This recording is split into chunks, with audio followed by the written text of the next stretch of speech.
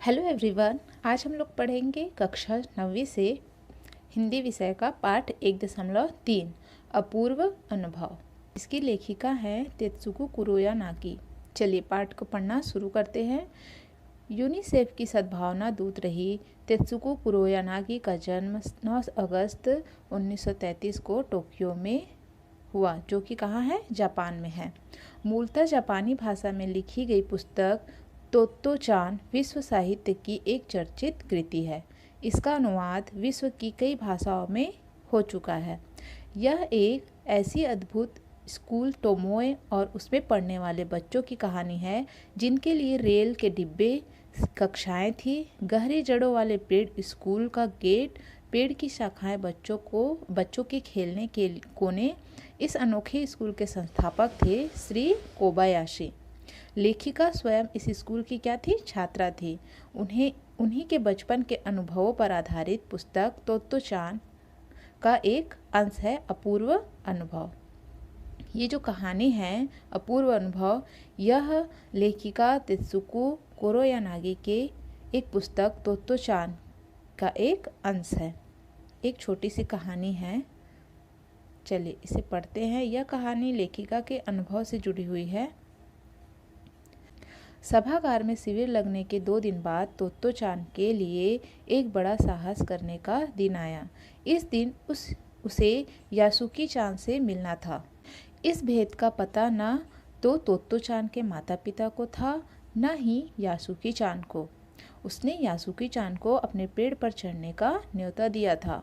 तोत्तो-चान ने यासुकी-चान को अपने पेड़ पर चढ़ने के लिए क्या दिया था? न्योता दिया था।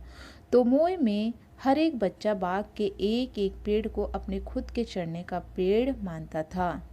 जो तोमोए था, जो स्कूल था, उसमें बहुत सारे पेड़ थे जिसे बच्चे लोग क्या मानते थे? अपना मानते थे और उसमें वे चढ़ा करते थे, मस्ती किया करते थे। तोत्तो-चान का पेड़ मैदान के बाहरी हिस्से में कोहनबुत्सु जाने वाली सड़क के पास था। बड़ा सा पेड़ था उसका पेड़ क्या था? बड़ा सा था।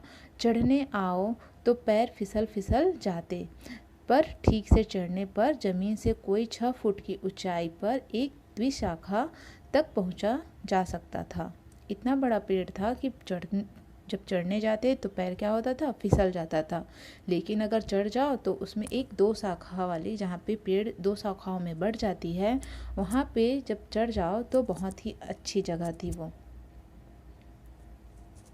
बिल्कुल किसी झूले सी आरामदेह जगह थी।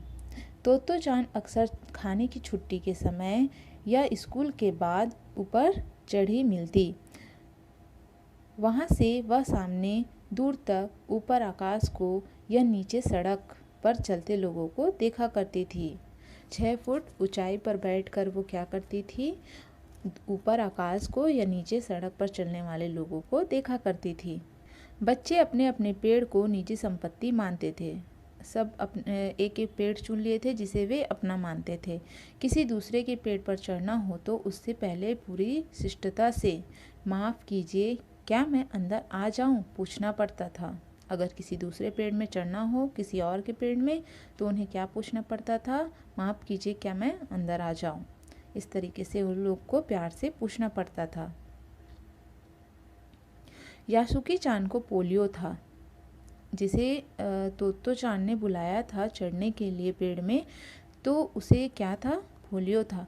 इसलिए वह न तो किसी पेड़ पर चढ़ पाता था और न किसी पेड़ को निजी संपत्ति मानता था। उसका कोई भी पेड़ नहीं था। अतः तोत्तो-चान ने उसे अपने पेड़ पर आमंत्रित किया था, पर यह बात उन्होंने किसी से नहीं कही, क्योंकि यासुकी-चान को क्या था? पोलियो था। क्योंकि अगर बड़े सुनते तो ज़रूर डांटते। अगर किसी बड़े को पता चल जाता तो उन्हें ज़रूर डांट पड़ती। घर से निकलते समय तोत्तो-चान ने माँ से कहा कि वह यासुकी-चान के घर डेनेनचोफू जा रही है। डेनेनचोफू जहाँ यासुकी-चान रहता था। क्योंकि वह झूठ बोल रही थी, इसलिए उसने माँ की आंखों में नहीं झांका। जब झूठ बोलता है कोई इंसान तो उसकी आंखों से पता चल जाता है। इसलिए उन्होंने क्या किया? अपनी माँ की आंखों में नहीं देखा। अपनी नज़रें वह जूती की फीतों पर ही गड़ाए रही। रॉकी उससे उसके पीछे पीछे स्टेशन तक आया। जाने से पहले उसे सच बताए बिना तोत्तो चान से रहा नहीं गया। जाने से पहले उसने रॉकी को सच बता दिया। क्या बताया? कि मैं यासुकी चान को अपने पेड़ पर चढ़ने देने वाली हूँ। यह तोत्तो चान ने रॉकी को बताया। जब तोत्तो चान स्कूल पहुंची तो रेल पास उसके गले के आसपास हवा में उड़ रहा था। यासुकी चान उसे मैदान से क्यारियो के पास मिला। यासुकी चान उसे कहाँ मिला? मैदान में क्यारियो के पास। गर्मी की छुट्टियों के कारण सब सूना पड़ा था। यासुकी चान उससे कुल जमा एक ही वर्ष बड़ा था, पर तोत्तो चान को वह अपने से बहुत बड़ा लगता था। यासुकी चान तोत्तो चान से 1 साल ही बड़ा था, पर तोत्तो चान को क्या लगता था? यासुकी चान बहुत बड़ा लगता था। जैसे ही यासुकी चान ने तोत्तो चान को देखा, वह पैर घसीटता हुआ उसकी ओर बढ़ा। उसके हाथ अपनी चाल को स्थिर करने के लिए दोनों ओर फैले हुए थे। तोत्तो चान उत्तेजित थी। वे दोनों आज कुछ ऐसा जो करने वाले थे जिसका भेद किसी को भी ना पता था। तोत्तो चान क्या थी? बहुत ज़्यादा उत्तेजित थी, उत्साहित थी, क्योंकि वे दोनों कुछ ऐसा करने वाले थे जो किसी को भी पता नहीं था। वह उत्तेजना में ठिठिया कर हंसने लगी मतलब जोर जोर से हंसने लगी। यासुकी चान भी हंसने लगा। तोत्तो चान यासुकी चान को अपने पेड़ की ओर ले गई और उसके बाद वह तुरंत चौकीदार के छप्पर की ओर भागी। जैसा उसने रात को ही तय कर लिया था। वहां से वह एक सीढ़ी घसीटती हुई लाई, उसे तने के सहारे ऐसे लगाया जिससे वह द्विशाखा तक पहुंच जाए। तोत्तो चान ने पहले से ही तय कर रखा था कि उसे क्या क्या करना है। तोत्तो चान ने ठान लिया था कि उसे यासुकी चान को पेड़ पर चढ़ाना ही है। तो उसने क्या किया? चौकीदार के छप्पर की ओर भागी और जैसा उसने तय किया था वैसे उसने सीढ़ी घसीटते हुए खींचते हुए पेड़ के तने के पास ले आई और उसे तने के सहारे ऐसे लगाया जिससे वह द्विशाखा तक पहुंच जाए। वह फुर्ती से ऊपर चढ़ी और सीढ़ी के किनारे को पकड़ लिया। अब उसने पुकारा, ठीक है, अब ऊपर चढ़ने की कोशिश करो। तोत्तो चान फुर्ती से पेड़ पर चढ़ गई और उसने सीढ़ी को पकड़ लिया और उसने यासुकी चान को कहा, ठीक है, अब तुम ऊपर चढ़ जाओ या चढ़ने की कोशिश करो। यासुकी चान के हाथ पैर इतने कमज़ोर थे क्योंकि उसे पोलियो था कि वह पहली सीढ़ी पर भी बिना सहारे के चढ़ नहीं पाया। उसे सहारे की ज़रूरत थी सीढ़ी पर चढ़ने के लिए, मगर तोत्तो चान तो पहले ही पेड़ पर चढ़ गई थी। इस पर तोत्तो चान नीचे उतर आई और यासुकी चान को पीछे से धकियाने लगी। तोत्तो चान को महसूस हुआ कि उसे सहारे की ज़रूरत है, इसलिए वह नीचे की ओर आई और यासुकी चान को पीछे से धकेलने की कोशिश की ताकि वह सीढ़ी पर चढ़ जाए। पर तोत्तो चान थी छोटी और नाजुक सी। तोत्तो चान क्या थी? छोटी थी। इससे अधिक सहायता क्या करती? यासुकी चान ने अपना पैर सीढ़ी पर से हटा लिया और हताशा से सिर झुकाकर खड़ा हो गया। यासुकी चान ने हार मान लिया कि वह अब नहीं चढ़ पाएगा। तोत्तो चान को पहली बार लगा कि काम उतना आसान नहीं है जितना वह सोच बैठी थी। तोत्तो चान को यह काम बहुत आसान लग रहा था। उसे लगा था कि सीढ़ी के सहारे यासुकी चान पेड़ पर चढ़ जाएगा, पर ऐसा हुआ नहीं। अब क्या करे वह? यासुकी चान उसके पेड़ पर चढ़े या उसकी हार्दिक इच्छा थी। उसके दिल की बहुत बड़ी तमन्ना थी कि यासुकी चान उसके पेड़ पर चढ़े। यासुकी चान के मन में भी उत्साह था। वह उसके सामने गई। उसका लटका चेहरा इतना उदास था कि तोत्तो चान को उसे हंसाने के लिए गाल फुलाकर तरह तरह के चेहरे बनाने पड़े। यासुकी चान भी बहुत उम्मीद से आया था कि वह पेड़ पर चढ़ जाएगा, परंतु ऐसा नहीं हो पाया और वह उदास हो गया। तो तोत्तो चान जब देखती है कि यासुकी चान बहुत उदास है तो उसे हंसाने के लिए वे तरह तरह के चेहरे बनाने लगती है। ठहरो, एक बात सूझी है, ऐसा तोत्तो चान ने यासुकी चान से कहा। वह फिर चौकीदार के छप्पर की ओर दौड़ी और हर एक चीज उलट पुलट कर देखने लगी। आखिर उसे एक तिपाई सीढ़ी मिली जिसे थामे रहना भी जरूरी नहीं था। तिपाई सीढ़ी ऐसी होती है जिसे पकड़ने की आवश्यकता नहीं होती। वह तिपाई सीढ़ी को घसीट कर ले आई तो अपनी शक्ति पर हैरान होने लगी। जब वह तिपाई सीढ़ी को घसीट कर ले आई तो उसे यकीन नहीं हुआ कि वह इतना मजबूत सीढ़ी कैसे उठा कर ले आई। तिपाई की ऊपरी सीढ़ी द्विशाखा तक पहुंच रही थी। जो तिपाई सीढ़ी थी उसकी ऊपरी सीढ़ी द्विशाखा तक पहुंच रही थी। देखो, अब डरना मत, उसने बड़ी बहन की सी आवाज में कहा। यह डगमगाई नहीं।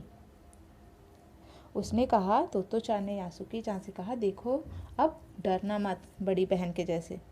यासुकी-चान ने घबरा कर तिपाई सीढ़ी की तरफ देखा। तब उसने पसीने से तरबतर तोत्तो-चान को देखा। जब यासुकी-चान ने सीढ़ी की तरफ देखा और उसे कितनी मेहनत से लेकर आई थी तोत्तो-चान ने, यह भी उसने देखा, तो यासुकी-चान को भी काफ़ी पसीना आ रहा था। तब उसे भी क्या हो गया था, बहुत पसीना आने लग गया। उसने पेड़ की ओर देखा और तब निश्चय के साथ पाँव उठाकर पहली सीढ़ी पर रखा। उसने देखा जब कि तोत्तो-चान ने इतनी मेहनत से तिपाई सीढ़ी को लेकर आया, उसे इतना पसीना आ रहा था, उसने इतनी मेहनत की है, तो यासुकी-चान को भी हिम्मत आ गई और उसने सीढ़ी की ओर देखा और पेड़ पर चढ़ने का निश्चय किया और उसने तभी अपना एक पैर सीढ़ी पर रखा। उन दोनों को यह बिल्कुल भी पता नहीं चला कि कितना समय यासुकी-चान को ऊपर तक चढ़ने में लगा। उन दोनों को बिल्कुल भी पता नहीं चला कि कितने समय में यासुकी-चान ऊपर चढ़ गया। सूरज का ताप उन पर पड़ रहा था, पर दोनों का ध्यान यासुकी-चान के ऊपर तक पहुंचने में रमा था। दोनों क्या कोशिश कर रहे थे कि कैसे भी करके यासुकी-चान को ऊपर पहुंचना है। तोत्तो-चान नीचे से उसका एक पैर सीढ़ी पर धरने में मदद कर रही थी। उसने सिर से वह उसके पिछले हिस्से को भी स्थिर करती रही। यासुकी-चान पूरी शक्ति के साथ जूझ रहा था। तोत्तो-चान क्या करती थी, एक एक पैर को उसके सीढ़ी पर रखते जाती और अपने सिर की मदद से उसके पीछे वाले हिस्से को भी धकेलते जा रही थी। यासुकी-चान पूरी शक्ति के साथ जूझ रहा था और आखिरकार वह ऊपर पहुंच गया। यासुकी-चान भी अपनी पूरी शक्ति के साथ पेड़ पे चढ़ने की कोशिश कर रहा था और अंत में क्या होता है, वह पेड़ पे चढ़ जाते हैं। ये देखिए चित्र में, ये है तोत्तो-चान और ये कोशिश कर रही है यासुकी-चान को इस शाखा में बैठाने की। आगे देखिए, आगे बोलते हैं, हुर्रे! पर अचानक सारी की हुई मेहनत बेकार लगने लगी। तोत्तो-चान तो सीढ़ी पर से द्विशाखा पर छलांग लगाकर पहुंच गए, पर यासुकी-चान को सीढ़ी से पेड़ पर लाने की हर कोशिश बेकार रही। यासुकी-चान सीढ़ी थामे तोत्तो-चान की ओर ताकने लगा। तोत्तो-चान की रुलाई छूटने हो गई। उसने चाहा था कि यासुकी-चान को अपने पेड़ पर आमंत्रित कर तमाम नई नई चीजें दिखाए, पर अचानक क्या हुआ, उसे अपनी की हुई मेहनत बेकार लगने लगी। तोत्तो-चान को सीढ़ी पर से द्विशाखा पर छलांग लगाकर पहुंच गई। तोत्तो-चान क्या की, छलांग लगाकर द्विशाखा पर पहुंच गए, पर यासुकी-चान को सीढ़ी से पेड़ पर लाने की हर कोशिश क्या हो गई, बेकार हो गई। वह सीढ़ी तक तो पहुंच गया, पर वह द्विशाखा तक नहीं पहुंच पा रहा था। यासुकी-चान सीढ़ी थामे तोत्तो-चान की ओर ताकने लगा। यासुकी-चान सीढ़ी पर ही था और वह तोत्तो-चान की ओर देखने लगा। तोत्तो-चान को रोना आने लगा था। उसने चाहा था कि यासुकी-चान को अपने पेड़ पर आमंत्रित कर तमाम नई चीजें दिखाए, पर वह रोई नहीं। उसे डर था कि उसके रोने पर यासुकी-चान भी रो पड़ेगा। तोत्तो-चान को यह डर था कि वह अगर हार मान जाएगी तो यासुकी-चान भी हार मान जाएगा और वह भी रोने लगेगा। उसने यासुकी-चान की पोलियो से पिचकी और अकड़ी उंगलियों वाला हाथ अपने हाथ में थामा। उसके बाद उसके खुद के हाथ से वह बड़ा था। उंगलियां भी लंबी थी। देर तक तोत्तो-चान उसका हाथ थामे रही, तब बोली, तुम लेट जाओ, मैं तुम्हें पेड़ पर खींचने की कोशिश करती हूँ। तोत्तो-चान ने उसका हाथ पकड़ा और उसे पेड़ की ओर खींचने की कोशिश करने लगी। उस समय द्विशाखा पर खड़ी तोत्तो-चान द्वारा यासुकी-चान को पेड़ की ओर खींचते अगर कोई बड़ा देखता तो वह जरूर डर के मारे चीख उठता। उसे वे सच में जोखिम उठाते ही दिखाई देते। अगर उस समय जिस समय तोत्तो चान यासुकी चान को ऊपर की ओर खींच रहा था कोई बड़ा देख लेता तो उन्हें ज़रूर डर लगता, क्योंकि यासुकी चान को क्या था, पोलियो था, उसके हाथ पैर कमज़ोर थे और तोत्तो चान उससे छोटी थी जो उसे ऊपर की ओर खींच रही थी। पर यासुकी चान को तोत्तो चान पर पूरा भरोसा था। वह खुद भी यासुकी चान के लिए भारी खतरा उठा रही थी। तोत्तो चान पर यासुकी चान को पूरा भरोसा था। उसे खुद पता था कि वह कितना बड़ा खतरा उठा रही है। अपने नन्हे नन्हे हाथों से वह पूरी ताकत से यासुकी चान को खींचने लगी। अपने छोटे छोटे हाथों से वह यासुकी चान को पेड़ पर चढ़ाने की पूरी कोशिश करती है। बादल का एक बड़ा टुकड़ा बीच बीच में छाया करके उन्हें कड़कती धूप से बचा रहा था। बीच बीच में जो बादल का टुकड़ा था वह आकर धूप से उन्हें छाया कर देता था, जिससे उन्हें ज़्यादा धूप नहीं लगती थी। काफ़ी मेहनत के बाद दोनों आमने सामने पेड़ की द्विशाखा पर थे। पसीने से तरबतर अपने बालों को चेहरे पर हटाते हुए तोत्तो चान ने सम्मान से झुक कर कहा, मेरे पेड़ पर तुम्हारा स्वागत है। इतना मेहनत करने के बाद आखिरकार वे द्विशाखा वाली जगह पर पहुंच जाते हैं और वहां पे आमने सामने बैठ जाते हैं। और इतनी कोशिश करने के बाद तोत्तो चान पूरे पसीने से क्या हो जाती है, तरबतर हो जाती है। और इसी हालत में वह झुककर यासुकी चान से कहती है कि तुम्हारा मेरे पेड़ पर स्वागत है। यासुकी चान डाल के सहारे खड़ा था। कुछ झिझकता हुआ वह मुस्कुराया। तब उसने पूछा, क्या मैं अंदर आ सकता हूँ? पहले ही हमने पढ़ा था कि कोई अगर किसी दूसरे के पेड़ पे चढ़ता है तो वह बड़ी ही शिष्टता से पूछता है कि मैं क्या अंदर आ सकता हूँ। तो यही यासुकी चान ने तोत्तो चान के साथ किया। झिझकता हुआ और मुस्कुराता हुआ उसके अंदर खुशी भी थी कि वह पेड़ पर चढ़ गया है।